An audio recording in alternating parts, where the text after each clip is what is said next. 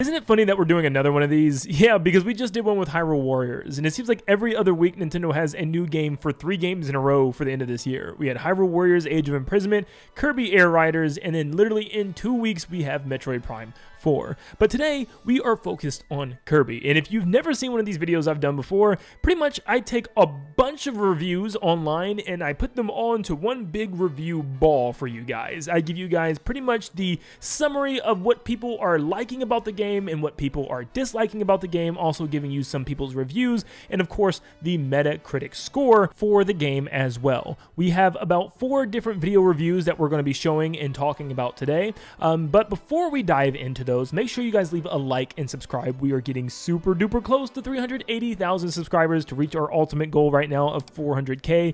Let's see how many we can get in today's video. If you guys are really excited, show me how excited you are for Kirby by leaving a like and subscribing. Thank you so much for your support, and let's dive into the reviews. Now, currently, Kirby Air Riders is sitting at a 78 on Metacritic, which is pretty favorable. Nothing too crazy, though. I personally was predicting it to be around an 82 or an 83, so it's a little lower than what my expectations were. And compared to the original game, the original got a 61, so yeah, definitely a lot better. But I know a lot of people keep bringing this one up like it's a feat or something, because the game was pretty empty. I mean, the original Kirby Air Ride, if you ever go back and play it, I mean, it's very empty. I mean, you probably will play all the game modes and everything the game has to offer in just a handful of hours. And yeah, there's some replayability with the challenges, but besides that, it's a pretty, smaller package. And when you look at all the stuff that Kirby Air Riders, the sequel, is pushing into the game, it's not very confusing as to why it's doing so much better than the original. But what's funny is Switch 2's got a lot of 78s right now. I believe Hyrule Warriors Age of Imprisonment is around the same thing, around a 78, 79, and same thing with Pokemon Legends ZA.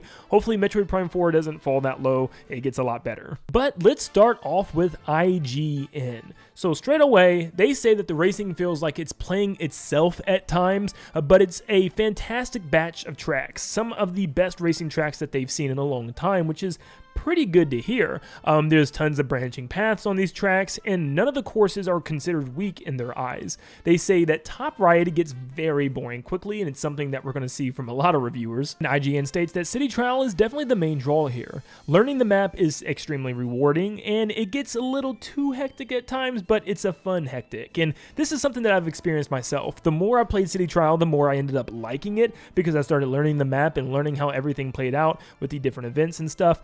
So it definitely got better for me as I continued to play. This is going to be the case for a lot of people and was the case for IGN. But they had a similar problem that I did with the arena games at the end of City Trial. It's strange that they separate you. They should have had some type of way to have the game picked at the very beginning of City Trial before you even start, which is what IGN thought would be a good idea, and I can't really blame them. That sounds like a good idea. It has really good online invite features.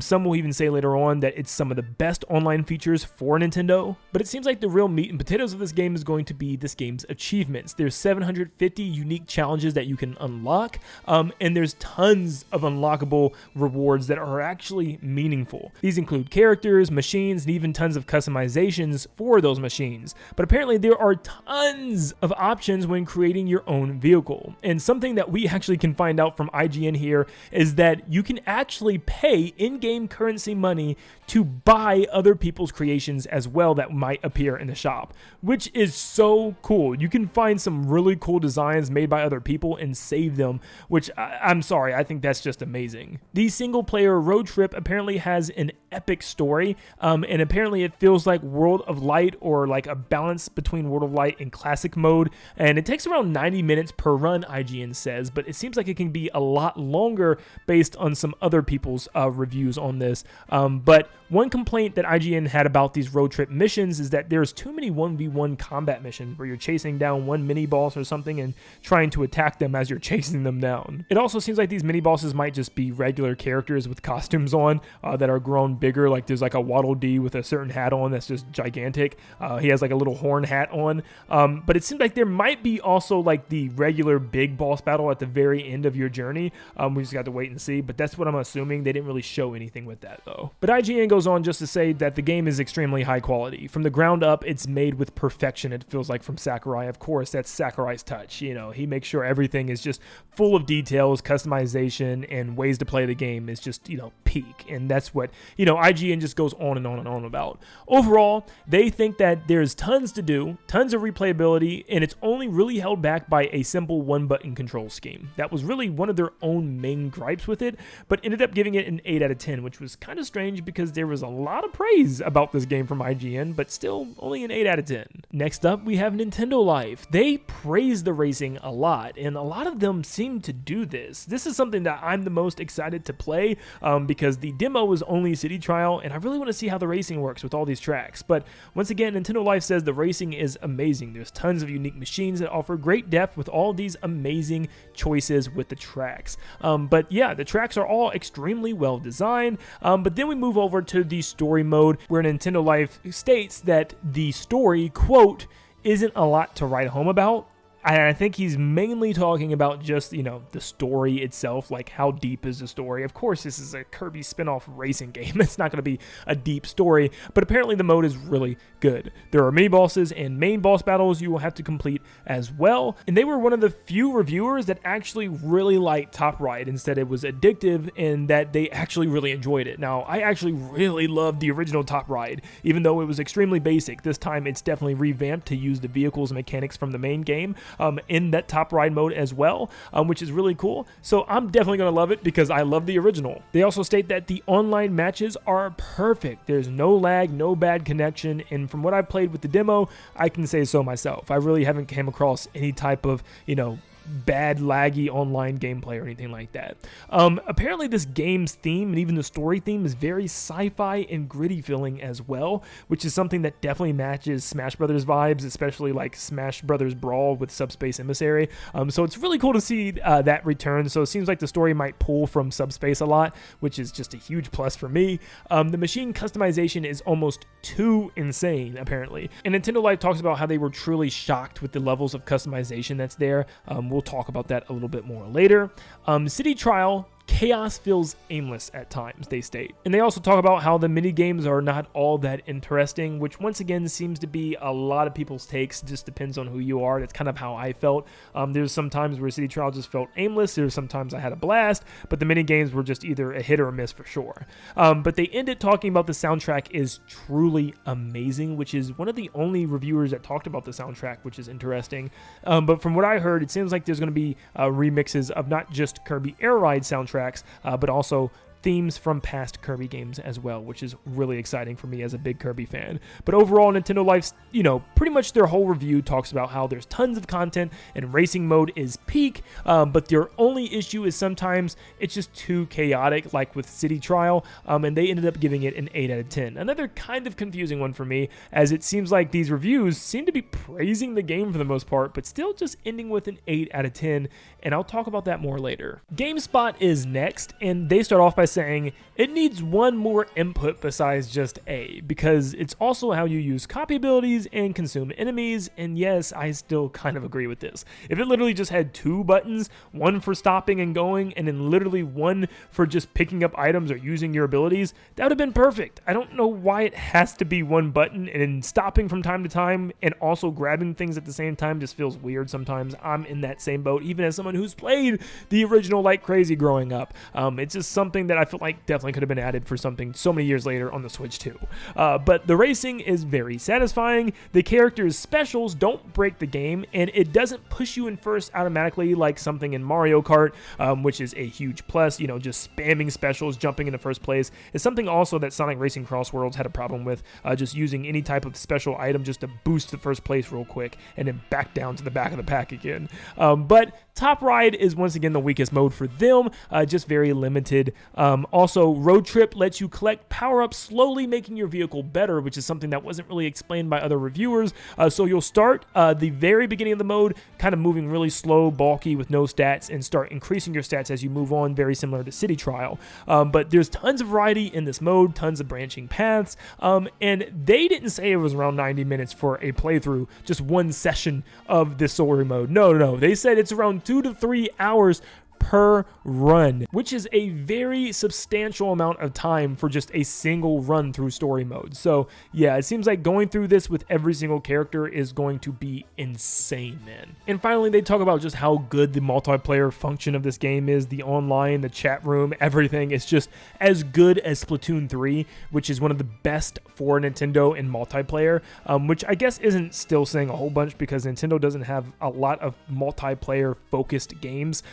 But they said this is a really good one that literally has all the bells and whistles you need to, have a flawless play session online with friends or even with randoms. But all modes have a ranked and casual mode as well. But overall, GameSpot says a super well put together package that he couldn't be happier with the result, but still an 8 out of 10. So odds are you're like me. The game seems to have very small and far in between negatives that doesn't really seem to impact a great experience with this game because everybody's truly loving it and loving the package that's put together here. So why are the reviews not 9s and some of them almost 10s? Well, this last review I think sums up what the other reviewers should have been talking about. So Skill Up posted probably my favorite review because as they had gripes with the game, they truly explained what they felt with the game and the reason why they were lower on the game than what some people might be. So I think the issue with a lot of these reviewers is the game is fun, but it's just not for them. But they don't seem to mention this too much, whereas Skill Up definitely makes this apparent. He states that this game feels like it's made for a very, very small subset of people. It's a multiplayer party game, not Mario Kart. And I feel like that's what some people are going into this game expecting, a racing game akin to Mario Kart, Sonic Racing Cross Worlds, or other famous kart racers. But they say that it's a great game in the same sense as Mario Party is a great fun game, but it's just not for him. He just feels like a lot of the time he's just kind of going through the motions, you know what I mean? Where the game's almost like playing itself and he's just there for the ride. There's still a skill ceiling that he says, but a lot of the time, especially for casual players, it's just going to feel like the game is just going and that you're just there holding the controller. Just like pretty much every other reviewer outside of Nintendo Life, they do not like Top Ride. It was just very to them and felt very basic compared to the other modes, which is just strange. I mean, like, it wasn't even going to be there at first. Sakurai even stated it was just kind of a thing that he decided to bring back just as an extra mode. And the fact that there's like 2 other modes outside of racing that are a lot bigger, I mean, it's just there to be a side little fun mode. I don't think, it needs to be taken that seriously. I still am very excited to play Top Ride, but yeah, a lot of people are just really hating on that mode. But they also state playing the story with each character gives you more cutscenes. Some events are way too short, however. This is literally one of the events that's posted in the game that I'm showing you right now that Skill Up actually posted, where, yeah, you collect some food for like 5 seconds and then the mission is over. That's how some of the single player missions are going to be. So yeah, that doesn't seem to be that much fun, but apparently the problem is a lot of these missions are fun, they're just so short, and you'll spend more time not playing the game than actually playing the game. You'll spend more time in the menus and actually on the road choosing what minigame to play than actually in the game racing or playing those minigames. But finally, they state that you can even customize your vehicle's sound and visual effects as well, which is like super duper customization.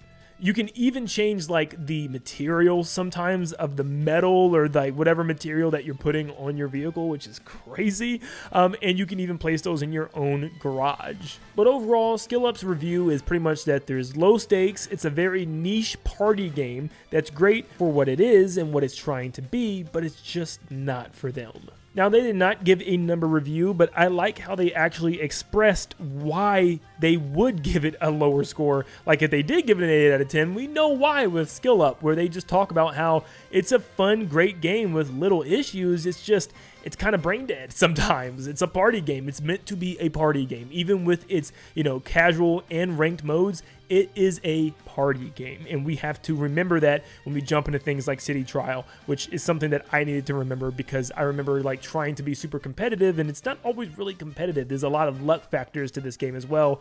Mario Party, roll the dice sort of a term. But yeah, that's pretty much the reviews overview for Kirby Air Riders, where it is a big party game that Air Riders fans, or Air Ride fans rather, are going to really enjoy, and maybe people that are looking for another kart racer might not enjoy. So it's just going to appeal to specific people more than others. So I hope you guys all enjoyed this kind of recap of the reviews, and hopefully I give you enough information to go off of here, so that way you can decide if you're going to be looking forward to this game or not. But it comes out tomorrow, and I'll be covering a lot of stuff about the game once it drops. Just make sure you leave a like and subscribe to stay up to date on all things Kirby Air Riders and Nintendo in general. And like always, I hope you all have a blessed day. See you guys.